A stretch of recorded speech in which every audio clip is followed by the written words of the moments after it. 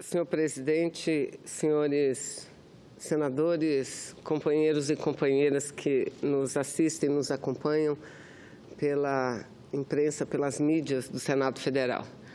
Primeiro, quero dizer que no dia de ontem, não estive participando das sessões do Senado aqui no Senado Federal, nem das comissões, tampouco na sessão deliberativa das 14 horas, porque estava dirigindo uma sessão, uma audiência pública que envolveu duas comissões, Comissão de Infraestrutura, aqui do Senado Federal, Comissão de Desenvolvimento Regional e também a Comissão Mista, que analisa a medida provisória 757. Medida provisória essa que atua e trabalha em questões relativas à Zona Franca de Manaus. Propõe a substituição de duas taxas, a substituição de uma taxa por duas outras.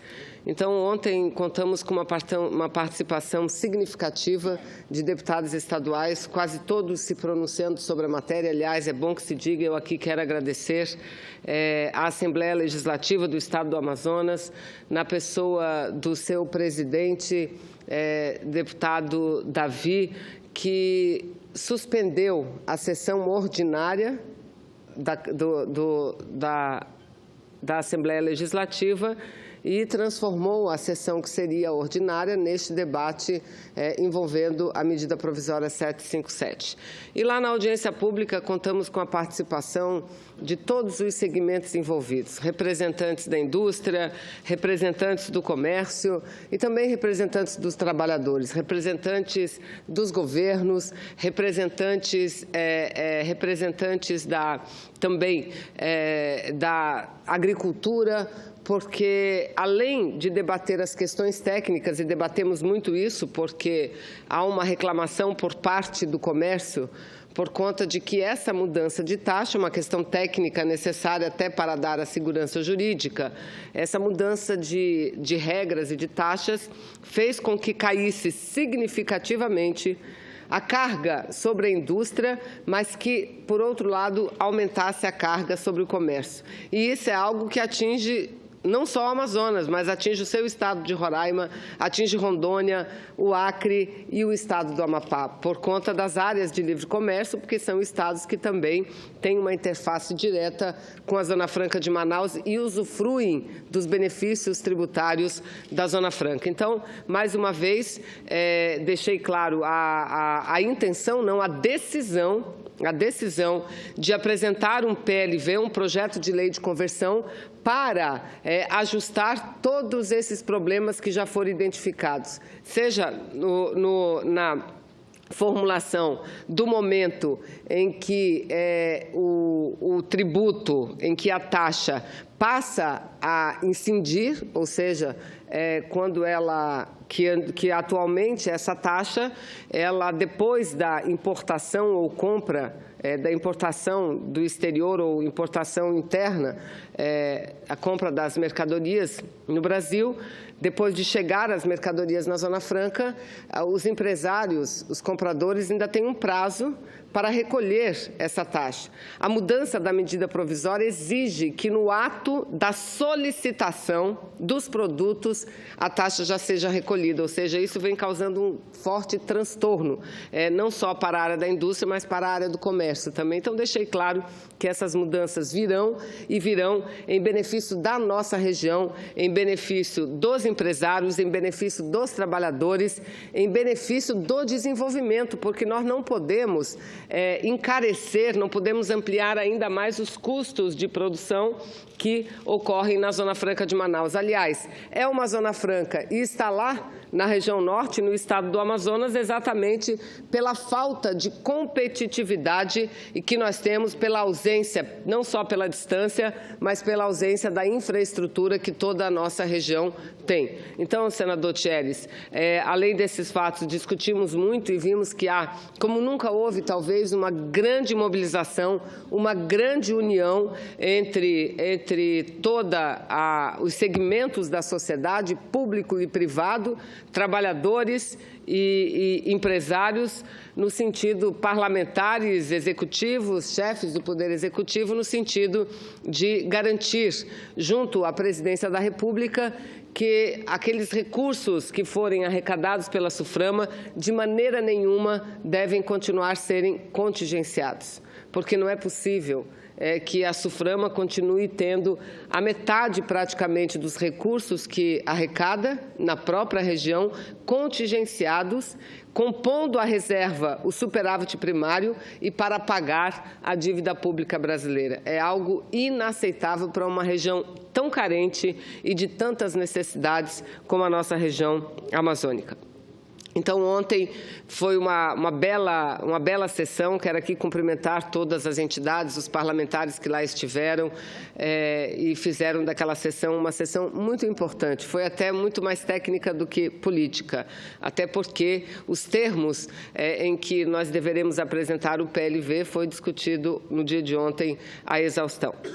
E me comprometi também que no próximo dia 27, quero fazer o convite a Vossa Excelência, senador Thieres, deveríamos ir pelo menos um senador e, quem sabe, uma representação dos deputados federais de cada uma dessas 5 unidades da federação, Amapá, Acre, Rondônia, Roraima e Amazonas, no estado do Maranhão, Imperatriz do Maranhão, na cidade de Imperatriz, que no próximo dia 27 acontecerá a reunião do Parlamento Amazônico, um parlamento que reúne parlamentares, deputados estaduais de todos os estados da Amazônia. E dos 9 estados da Amazônia, 5 desses estados estão envolvidos diretamente nessa medida provisória. Então, me comprometi com eles que estarei lá no dia 27. Seria importante que Vossa Excelência estivesse conosco, senador Thieres, que convidemos os nossos outros colegas, senadores e senadoras, para que estejamos lá. Porque o objetivo é, no dia da votação da medida provisória, termos uma grande mobilização para que a gente consiga efetivamente aprovar o texto que será proposto, que contempla a reivindicação de todos esses estados e também que possamos estar diretamente com o presidente da República para ouvir dele a garantia de que nada será vetado e que nossos recursos não mais serão contingenciados. Então, fica aqui esse breve relato da produtiva audiência pública que tivemos no dia de ontem na Assembleia Legislativa do Estado do Amazonas. Mas, senhor presidente, o tema que me traz efetivamente a essa tribuna diz respeito à reforma da Previdência. Reforma da Previdência que tem sido o tema mais debatido não só no Congresso, onde a proposta já tramita na Câmara dos Deputados, e está prestes a ser votada pela comissão especial, mas, sem dúvida nenhuma, é o tema mais debatido em todas as cidades brasileiras. Ontem à tarde, assim que concluímos a sessão na Assembleia Legislativa, eu fui a uma localidade bastante movimentada da cidade de Manaus para conversar com a população a respeito disso. E levei um material que nós produzimos no nosso mandato, no nosso gabinete, explicando o que significa exatamente cada uma das propostas apresentadas por esse presidente Temer para que o Congresso Nacional vote. E tive a oportunidade, portanto, como tive em momentos anteriores, de dialogar diretamente com a gente da minha querida cidade. E vi, senhor presidente, que há uma grande mudança do momento em que a proposta chegou ao Senado para hoje. A população toda tem um claro domínio e a compreensão do que está acontecendo no Brasil. A população sabe o que é que significa essa reforma da Previdência. A população brasileira, os trabalhadores, trabalhadoras, sabem quem o governo quer atingir com essa reforma da Previdência. E eu tenho vindo muito a essa tribuna e tenho dito, crise econômica nós estamos atravessando, o país atravessa. Mas qual país do mundo, agora, recentemente, já não passou por uma forte crise econômica ou continua a passar pela crise? Todos. Não sobra nenhum. Não há uma nação do mundo que possa dizer estamos muito bem, obrigado. Todos sofrem, porque nós vivemos uma crise do sistema capitalista mundial, que atinge a todos, absolutamente todos, em momentos distintos e em doses também distintas, mas todos são atendidos. Vamos lembrar o que aconteceu na Grécia? Vamos lembrar o que aconteceu na Espanha? O que está acontecendo na Venezuela? E não são problemas políticos, são problemas econômicos que geram problemas políticos. Lamentavelmente, isso é o que está acontecendo no Brasil. Isso é o que está acontecendo. Senhor presidente, eles achavam, a oposição ao governo anterior, consórcio que hoje dirige o Brasil, que venceriam as eleições presidenciais de 2014. Não tendo vencido as eleições presidenciais de 2014, imediatamente no dia seguinte, eles bateram na mesa e disseram o seguinte: a presidenta ganhou, mas ela não vai governar. E fizeram de um tudo, absolutamente de um tudo, para substituir o governo. E nós dizíamos, essa não é uma questão política.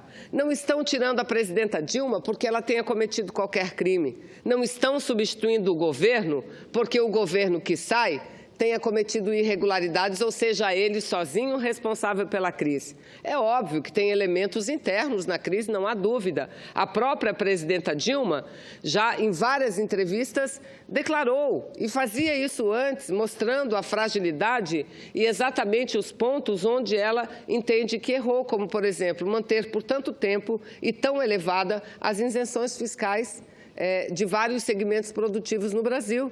Isenções fiscais essas que retraíram, que diminuíram a capacidade de arrecadação do Estado, não permitindo que o Estado fizesse frente a todos os seus compromissos. Então, ela própria reconheceu, tem elementos internos, mas os elementos externos são fundamentais. Pois bem, aliás, eu quero aqui abrir uma aspas e dizer o seguinte, que o candidato derrotado, o colega nosso senador, que muito aplaudia denúncias, capas de revistas, mostrando de uma forma despropositada, leviana até no meu entendimento, fazendo denúncias sem provas, sem que tivesse provas cabais, contundentes para que aquilo fosse feito, aplaudia até ontem. Deixou de aplaudir a partir de agora, em que vem sendo ele o alvo das mesmas ações. Então, é lamentável o momento em que nós estamos vivendo. Mas, veja, eles que determinaram que o governo teria que mudar. Agora, mudar o governo para quê? Para tirar uma mulher e colocar um homem? Não, não é para isso. Mudar o governo para mudar a política econômica, para mudar os rumos do país.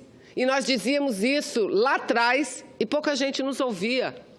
Aliás, até ouviam, ficavam meio assim, mas preferiam acreditar no discurso fácil de que bastava tirar a presidente que o Brasil melhoraria, que a nossa crise estancaria. Aliás, como estancaria também, segundo eles, era um dos objetivos, estancaria essa crise ética, essa crise, a tal da Lava Jato. E disse também outro colega senador, na gravação mais famosa do Brasil, de que era preciso colocar Michel Temer na presidência para estancar a Lava Jato. Quem foi pego foi, quem não foi não seria mais. Ou seja, muita gente preferiu acreditar nesse discurso fácil, de que de fato o governo era responsável por todos os males que acometiam o nosso país, a nossa gente, o nosso povo. Mas com o passar do tempo, e não à toa, o ditado diz que o tempo é a razão da verdade, né? Não à toa, passado o tempo as pessoas começam a perceber que não era nada daquilo, que a substituição do governo tinha uma única razão e um único objetivo: mudar a política econômica, mudar os rumos do país. E está aí.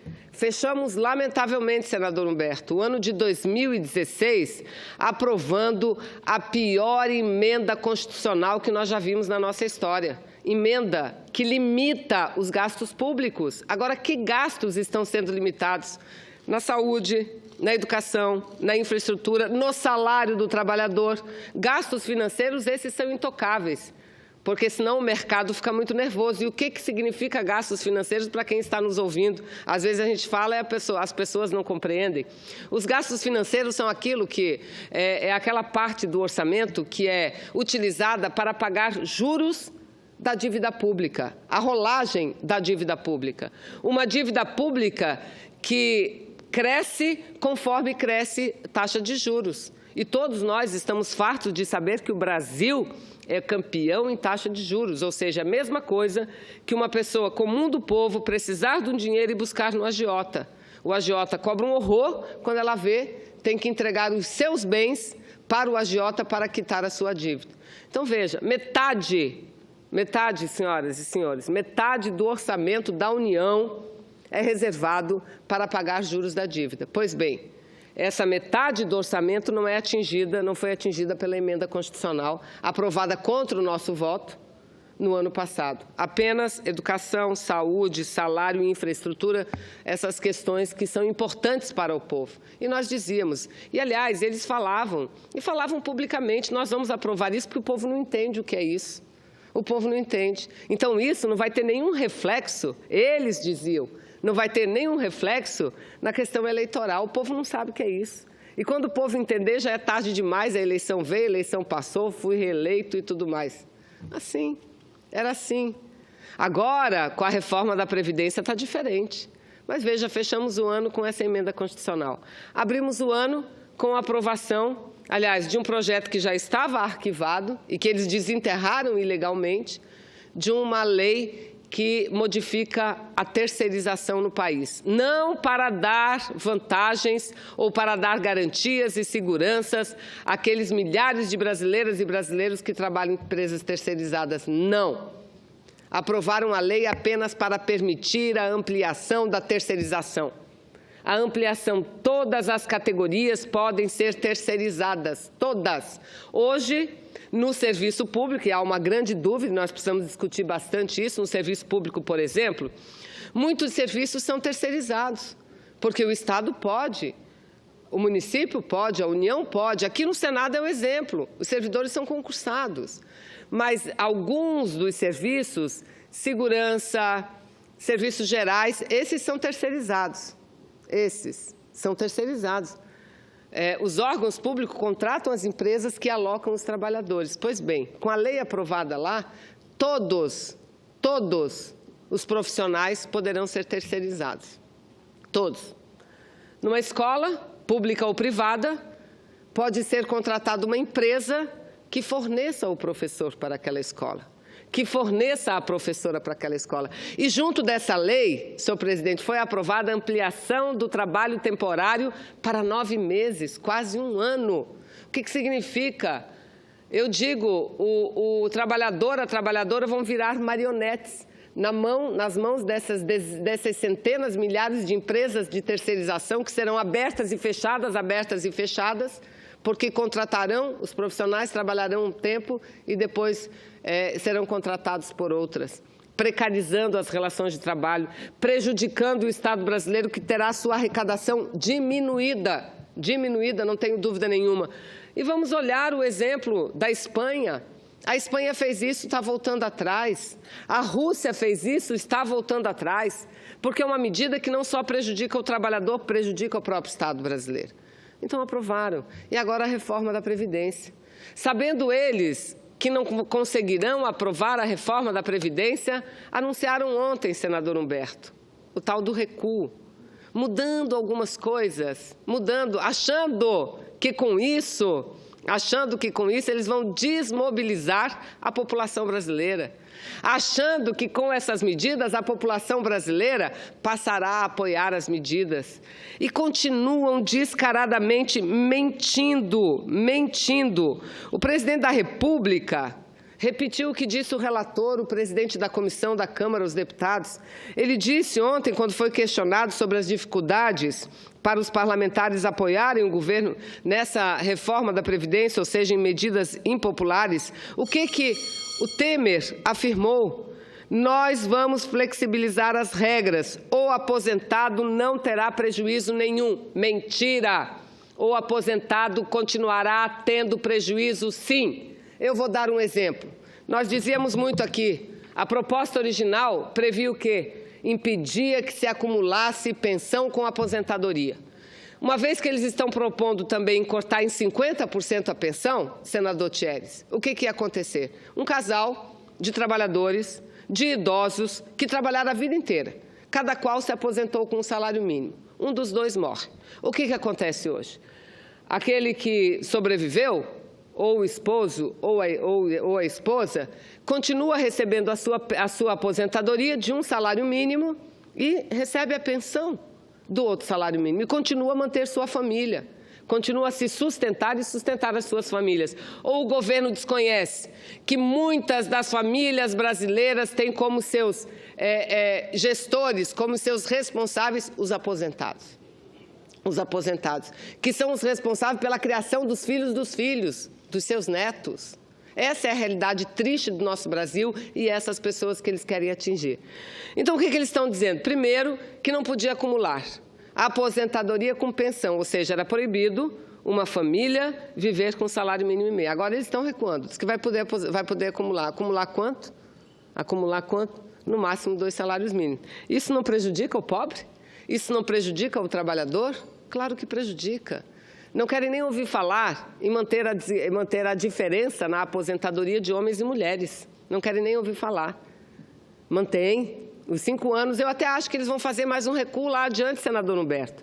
Vão derrubar a diferença, não na sua totalidade, integralidade, mas tirar uns 3 anos das mulheres. De manter a diferença em 2 anos, não. É 5 anos, porque já está comprovado de que as horas a mais que as mulheres trabalham para ganhar menos, no final da sua vida laboral, somam exatamente os 5 anos. E são esses 5 anos que nós temos que ter o direito de nos aposentar antes do que os homens. Repito, mulheres que têm maior formação profissional, educacional, técnica e ganham menores salários. E acumulam quase que com exclusividade todas as tarefas domésticas, não só do trabalho braçal, mas dos cuidados com a família também. Então, esse recuo que eles estão fazendo, que o povo não se engane, que vocês não se enganem. É um recuo, primeiro, que não resolve o problema, porque continua sendo danosa e injusta com o povo brasileiro. A reforma que o Brasil precisa não é a reforma da Previdência, é a reforma na base da macroeconomia, que canaliza os recursos públicos para enriquecer meia dúzia de rentistas. É essa a reforma que a gente precisa. A reforma que o Brasil precisa é a reforma que acabe com esses incentivos fiscais injustos. Ora, faculdades, universidades, escolas, unidades de saúde sem fins lucrativos, consumindo bilhões e bilhões da população brasileira. Veja, senhor presidente, veja. É essa reforma que precisa, não é tirar direito de quem não tem nada. Então, eles acham que vão enganar o povo, já fizeram isso no primeiro momento, quem não lembra? Quando o Temer, esse presidente, anunciou que iria jogar para os estados decidirem sobre as suas reformas previdenciárias, dos seus regimes próprios. Aí fez o recuo do recuo, disse, não, vamos dar um prazo de 6 meses para os estados. Os que não fizerem estarão dentro das regras das mudanças da União, das mudanças gerais. Então, veja, isso é a mesma coisa. O recuo deles é para arrumar força para logo adiante vir com algo pior. Não é só a reforma da Previdência que tramita, é a reforma trabalhista.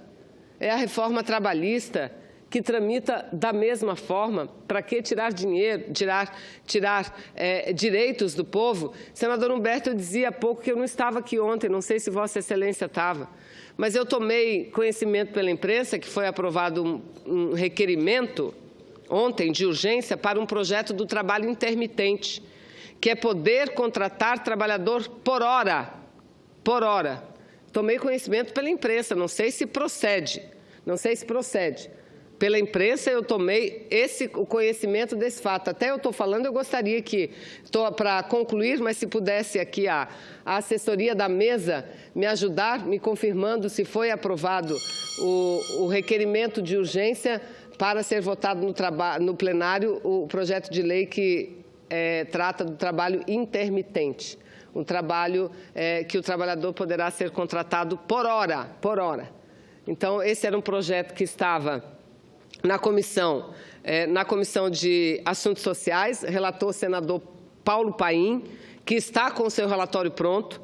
Não votamos na comissão nesta semana por conta que o senador Paim passou mal, mesmo mal tendo sido atendido, senador Tcheres, aqui no Serviço Médico de Urgência do Senado, ele foi acompanhado de enfermeiros numa cadeira de rodas a cais, para acompanhar o debate do projeto. Solicitamos a retirada do projeto que o senador não tinha condições. de estar lá acompanhando, visto que tinha que fazer o seu tratamento. O que fizeram? Vou já ter a confirmação se é verdade ou não que aprovaram para que a matéria seja votada no plenário, ou seja, mais uma pancada contra trabalhador e trabalhadora brasileira.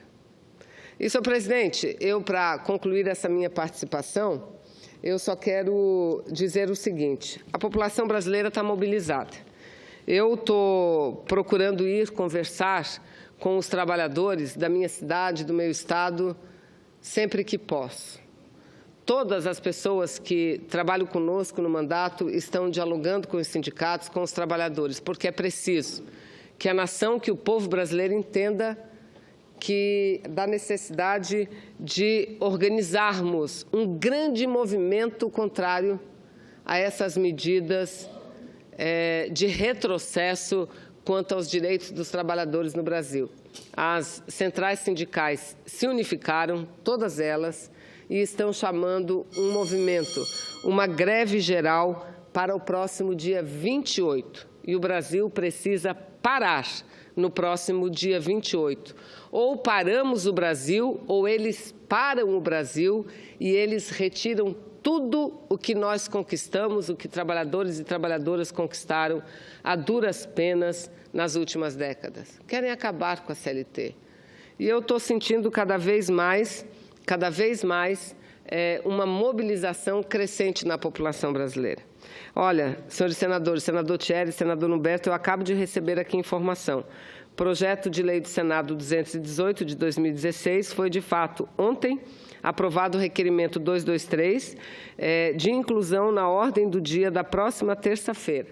Ou seja, um projeto que não foi aprovado nas comissões e que no dia de ontem, numa quinta-feira, um momento que, segundo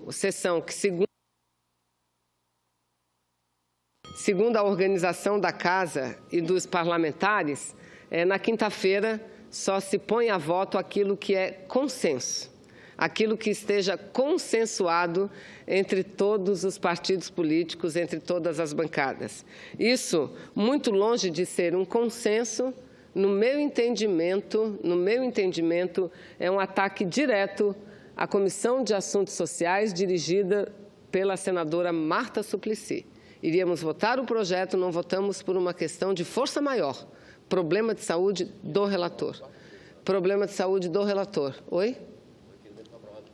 O requerimento foi aprovado quarta-feira, então aprovou e nós sequer sabíamos que era sobre esse projeto. Lamentável, lamentável. Nem por isso deixa de ser menos grave. É tão grave quanto, porque eu estava aqui até o final da sessão de quarta-feira e não me chamou a atenção esse requerimento. Mas, senhor presidente, eu agradeço Vossa Excelência pela tolerância que me deu nesse dia de sexta-feira. Nós temos aqui outros senadores para se pronunciar, inclusive Vossa Excelência, mas eu não podia deixar essa tribuna sem antes falar de uma outra notícia que a imprensa divulga hoje. Está aqui: para sair do impasse, Oi vai negociar capitalização. E, segundo a matéria, já há uma medida provisória, assinada pelo governo, apenas falta publicar, promovendo a intervenção na Oi. Eu não vou falar sobre esse assunto com os detalhes no dia de hoje. Eu apenas quero dizer o seguinte, que a Oi está em dificuldades, todos sabem. Apesar de ter acessado tantos recursos, apesar de estar explorando um serviço altamente lucrativo no Brasil há tantos anos. E aí, prestem atenção, a Oi é uma empresa privada, já decretou falência. Ué, eu pergunto, cadê a competência do setor privado? Não dizem por aí que tudo tem que ser privatizado porque é o setor privado competente? Que o setor público não tem competência, não tem capacidade, então cadê a competência? A Oi já entrou com pedido judicial de falência. E na tentativa de salvar essa empresa, senhor presidente, essa casa, infelizmente, não a casa, uma única comissão, aprovou de uma forma que não foi do conhecimento da grande maioria de senadores e senadoras, inclusive dos membros da comissão, um projeto draconiano, um projeto de lei, senhor presidente, que passava gratuitamente um patrimônio público estimado em 100 bilhões de reais para as empresas privadas de telecomunicação. O projeto chegou a ser aprovado. Quando tomamos conhecimento, ingressamos com recurso para que o projeto viesse ao plenário. Passou por uma única comissão, que era uma comissão temporária. Quando vimos que nosso recurso não seria aceito, fomos ao Supremo Tribunal Federal e barramos a possibilidade da sanção presidencial ao projeto pela Justiça. Não fosse isso, essa notícia não estaria sendo divulgada. Sabe por quê? Porque a Oi seria beneficiado com mais de 60 bilhões dos recursos públicos, porque além do patrimônio que ela receberia gratuitamente, imóveis, maquinário, tudo que é do Estado, gratuitamente, além disso que ela receberia, estava muito avançado o processo dentro da Anatel, dentro da AGU, de perdão das suas dívidas e das suas multas. Perdão. Em torno de 20 bilhões de dívida, 11 ou 20, de 11 a 20 bilhões, é o que essa empresa Oi de telefonia deve aos cofres públicos. Vossa Excelência assinou o recurso que depois seria desconsiderado, senador Tcheres. Aí tivemos que entrar com ação na Justiça e que Vossa Excelência assinou novamente, não é? Então, veja o que está. Queriam salvar isso no momento de crise, no momento em que querem tirar o direito da mulher se aposentar 5 anos antes do que os homens. Queriam repassar gratuitamente 100 bilhões. Esse é o governo que está aí. Mas a população está ciente do que está acontecendo, mobilizada. E essa mobilização é que será capaz de barrar o avanço dessas medidas de lesa pátria e que ferem profundamente de morte direito dos trabalhadores e das trabalhadoras brasileiras. Muito obrigada, senador.